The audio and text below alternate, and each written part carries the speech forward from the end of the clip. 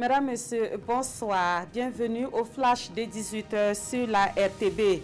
La communauté musulmane du Burkina Faso a célébré le Mawloud dans la nuit de lundi à mardi. Cette nuit qui rappelle la naissance du prophète de l'islam a été une occasion pour les fidèles musulmans d'invoquer Allah pour la paix, la cohésion sociale et la tolérance au Burkina. Ici en Dimanche, les prières d'adoration à Amdalaï et à la mosquée centrale de Ouagadougou. Des prières qui ont connu la présence des représentants du gouvernement et des autorités coutumières et religieuse. Quelle est la place des droits humains sur les sites d'orpaillage? La question a fait l'objet d'une étude menée par l'ONG Eau Vive pendant 2 années.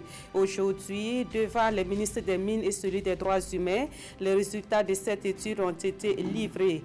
Éboulement, manque d'eau et d'assainissement, prostitution, drogue, utilisation de mercure et de cyanure.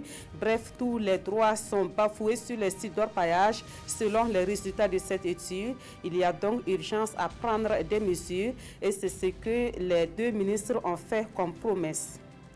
La conférence des Nations Unies pour le commerce et le développement a publié hier un rapport sur l'entrepreneuriat des jeunes dans les 47 pays les moins avancés du monde. Ce rapport pointe du doigt des difficultés liées à l'entrepreneuriat et un manque de politique d'accompagnement des jeunes entrepreneurs.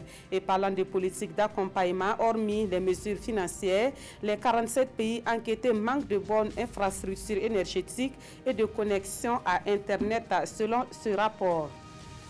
En sport, l'heure est au bilan au niveau du comité d'organisation de la 31e édition du Tour du Faso.